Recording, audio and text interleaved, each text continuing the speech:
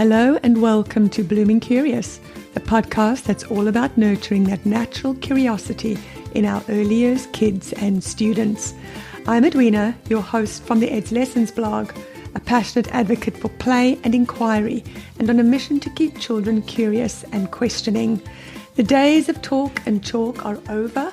We're diving into the world of integrated, inquiry and nature-based learning and exploring the strategies that create lifelong learners. So if you're a classroom or homeschool educator or even a curious parent, then this is the place for you. Hello and welcome to another episode of Blooming Curious. I feel I must warn you that today's episode is one that gets me pretty fired up. We're going to be talking about play. There is so much evidence all over the internet from different researchers reporting the benefits of play for children's social, emotional, physical, and cognitive development. The Hechinger Report, which is a non-profit newsroom, reports on education. They discuss the work of a psychiatrist by the name of Dr. Stuart Brown, who in 1966 led an investigation into what sparked a Texas student, Charles Whitman, into killing 12 people. It was one of America's first mass shootings. When Dr. Brown started investigating, he found that this Whitman and other men incarcerated in Texas Huntsville prison for homicide had one thing in common. These men were all deprived of play as children. There was a suppression of normal play behavior while growing up. While play deprivation on its own was not the cause of the homicides committed by these individuals, the deprivation of play did shape their development. Allow me to quote Dr. Brown.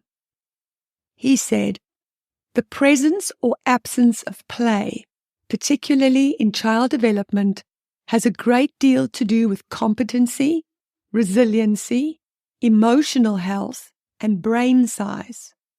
Brown said, play is not frivolous, and not just for kids, but something that is an inherent part of human nature. As early childhood educators, we learn about the benefits of play and how to teach with play and make learning playful. And right now, there's a small but active movement to bring play back into classrooms. But here's the rub. Although we all know the importance of play and its positive impact on children's development and learning, there is still not enough provision made for play in our schools, with bureaucratic pressures on teachers for testing and face-to-face teaching time. We know full well that children learn while they are playing, yet children are still not afforded enough time to play. We also know that parts of a child's brain that most actively develops in the early years are those parts that respond to active experiences when they're actually doing things. Children's brains are structured to learn by doing first, not by watching screens or listening to us lecture them. We know that children's brains learn by developing schema, and schema is built through experiences. And I'll link to a blog post in the show notes where I have discussed the development of schema in a previous post. And when we look at statistics around play, they are quite staggering. In a poll by the Royal Children's Hospital in Melbourne, they found 94% of parents recognize the importance of play on children's physical and brain development. Yet, only 45% of children play outdoors on most days. And 32% of parents say that risk is not a good idea in play. Just about everyone, everywhere, recognizes the importance of play for children's social, emotional, physical, and cognitive health. Yet children's access to play and play experiences are changing in our increasingly organized and technological society. And with even fewer children having access to unsupervised free play nature, and of course, COVID, that was a major disruptor of play, and so many children are still feeling the effects of isolation and the inability to socialize and play freely outdoors with friends. Another alarming finding in this report is that less than half, that's 45% of children play outdoors. 31% of children play outdoors at home. And yet the most common type of play was, any takers? Digital, with a whopping 54% of children being on some kind of a device. Digital play was the most common form of play among teenagers, a whopping 70%. 57% of primary-age children and 27% of toddlers and preschoolers. 27% of toddlers and preschoolers were on a device. Am I the only one that finds these statistics worrying? So what are the implications? And as I said before, we already know that play is vital to a child's learning and development. In early childhood, play is the strongest form of learning. This has been found to be true in study after study. Not only does play allow children to develop their skills around language, problem solving and collaboration and critical thinking and investigation, but it also allows children to express themselves creatively through their curiosity and imaginative play, and they learn to interact in socially acceptable ways with others. And when it comes to risky play, our society has become increasingly risk-averse. There's often confusion when it comes to finding a balance between keeping kids safe and allowing them to take risks. Risk is an important part of play and growing up. I once read a study somewhere that said that the reason that so many teens and young adults take massive risks that lead to terrible consequences, just think about driving or jumping off high cliffs, that can be attributed to them never having access to small risks as children. The kind of risk I'm talking about here is managed risk. Children love to climb, for example. They like to build forts. They like to be high. They love flying foxes. I think as adults, it doesn't help a child when we ban things or certain play equipment. When we're providing play equipment, it's just our job to ensure that it's safe and that children can't cut themselves, for example, and to provide the appropriate surface. You're not going to install monkey bars on a concrete slab, are you?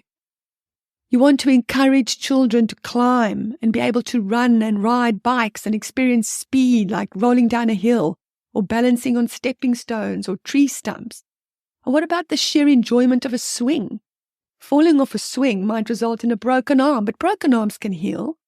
So perhaps the conclusion is not banning swings, but perhaps placing them appropriately, or perhaps installing those platform-type ones where multiple children can enjoy the ride simultaneously and still experience that exhilaration of speed. Then there are tools. If we want children to experience tools safely, we need to expose them to it. Children love building things like forts and dens. They use wooden poles and sheets and rope and all sorts of materials to construct really complex structures. In fact, it's not uncommon to see children in Norwegian settings using real tools to construct their dens, things like real hammers and saws and nails. You can just imagine how the experience of using real tools gives a whole new realistic dimension to children's play experiences.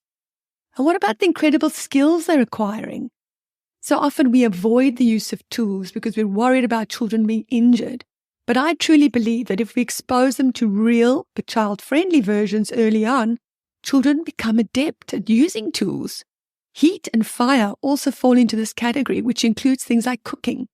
So depriving children of the experience is not the best way forward. But we rather need to find imaginative ways to expose children to risky situations and teach them through well-thought-out experiences how to manage risk for themselves. That brings me to a bit of exciting news. In the coming weeks, I will be interviewing nature pedagogist Dr. Claire Warden, who is my mentor when it comes to play and strategies for recording and planning children's play experiences, curiosities and wonder. And another exciting guest coming up is Victoria Hackett from the Outdoor Classrooms. So that's 2 upcoming episodes that you won't want to miss out on. So make sure you follow, subscribe, so you're notified when those episodes are published, because you seriously won't want to miss out on those. So I've chatted about the importance of play on children's overall development. and how the element of risk enhances the play experience. But just for a moment, I want you to think about your favorite childhood memory around play. Cast your mind back to a happy memory where you were playing. What was it? Were you alone? Playing with siblings or friends? Now for a moment, I want you to hold on to that thought, and we're going to come back to it. So I'm going to have a look at different types of play now. So firstly, there's pretend play or imaginative play. And this is when children are playing with their toys and they're pretending to take on a role. For example, they could be playing mummies and daddies, or setting up a shop or a restaurant or a vet, or as I've seen many a child take on the role of the pet dog. This is imaginative, it's not real, but it is crucial for children to develop their creative thinking. And just because they say they're a dog, it doesn't mean they actually want to be a dog. It's just part of pretend play. And it's a very healthy part of children's development. Imaginative play would include things like dress up. So provide costumes or even just hats and lengths of fabric will do the trick so that children could actually invent costumes for themselves. Children only know how to be the vet, by the way, when they have seen a vet in action. So they'll need to go with you when you take your pet to the vet, or they'll need to get the knowledge from a movie or a storybook. And this is what we in education call building schema. To build schema, you will need to provide some input, some experience. When children are engrossed in pretend play, and when they have that schema built in, they will be using language to express themselves, including the appropriate vocabulary. They are also learning social skills like taking turns and how to compromise, all vital skills and attributes that children need for collaborative learning. An added bonus is that you don't have to be there supervising or playing along because they will instinctively know how to play. Structured play is when you, the educator or parent, are putting out specific things that you want the child or the children to engage with, to teach a specific skill. You might set up some sand toys, buckets and spades in a sand pit because you want them to experience the quality of various materials, or that the containers hold sand and water and what happens when sand gets wet, and to discover that whatever you place in that container takes the shape of the container. Or this might also be intentional learning, when you might put out a game for children to play, to learn or to reinforce a particular skill or concept, which could be anything from word games, memory games, dominoes, spinner games, matching games. The list is endless. The point is that you as the adult are intentionally structuring the type of play you want children to engage in. Then we come to unstructured play. This is free play, and it's by far a child's favorite type of play. This is when children engage in play spontaneously with whatever objects are around. They invent their own play. They invent their own rules. The best unstructured play does not require inexpensive or fancy toys. Some cardboard boxes, lengths of fabric, old sheets, tablecloths, towels, loose parts like pebbles or small logs or sticks or other natural objects you have found on walks or at the beach, pipes and tubes, recycled materials, just about anything. If you want to know more about loose parts play, check out episode 13, where I spoke to loose parts expert Ash Sharp to find out just how fantastic loose parts play is and how it benefits children's learning.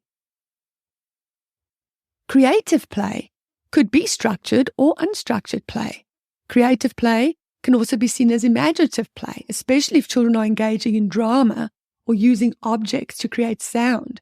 You just provide the materials for children to be creative, things like paints and chalk and Play-Doh and water and spray bottles and paintbrushes, sponges, just whatever you have at hand, and then you give them the freedom to express themselves however they like. I personally used to love those rolls of IKEA paper. You just roll a long length off and then let kids create. And you know what I used to do with the paper once they finished painting on it? I used it as wrapping paper for friends' birthday gifts, or kids wrapped gifts to parents in it. How cool is that? When we're talking about creative play, we are including drama and music too, so ensuring we're providing access to open-ended objects that can be used creatively is necessary too. So what's the takeaway here? Play is learning. Play is essential to the healthy development of children's brain, social and emotional and physical development.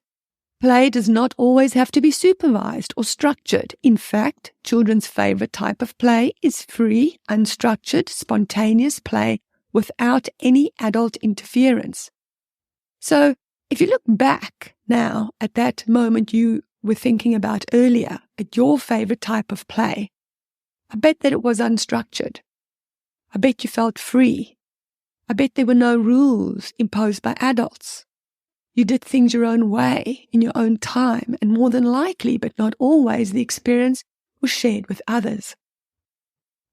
Because play allows children to make their own choices, gives them agency, and they also, in a very natural way, learn the consequences of their actions and choices.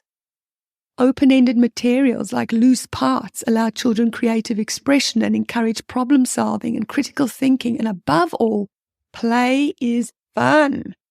If children don't feel an emotional connection, if they don't feel like it's fun, then it's simply just an activity, like very often in the structured play experiences we prescribe to children.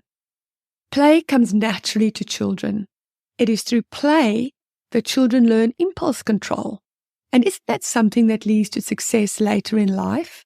And perhaps those incarcerated men, the Dr. Brown study that I mentioned at the very beginning, perhaps if they had enjoyed unstructured play experiences, they might have learned self-control and not ended up in the dire state they did. Just something that popped into my mind. So armed with all this information and the benefits of play, which by the way in Australia is outlined in the Early Years Learning Framework, I still have this feeling that bothers me. As a curious, passionate educator whose main concern is the well-being and education of young children, I cannot help but ask questions around the lack of play afforded to school-age children, especially in early childhood, when we know full well the benefits of play. Perhaps the onus falls with education departments themselves and the ministers of education. And now we see that governments think that we'll get better results if children start earlier at 3 years of age. No, we won't. What we need to see is that children have more time to be children, to have the freedom to play spontaneously so that their brains and bodies can develop healthily, so that they will be ready for formal schooling, which I would love to see start at age 6. I found a study, by the way, which I'll link in the show notes, that found that children that did start formal schooling at age 6, and I quote, are more likely to have developed the skills and competencies needed to thrive in a formal learning environment compared with their younger peers who start school in the year they turn 5. Well, never mind age 4 and 3. With everything we know about the importance of play, governments still can't or won't see that this overcrowding of the curriculum, which not only contributes to teacher burnout, but I believe student burnout and cognitive overload, needs to change.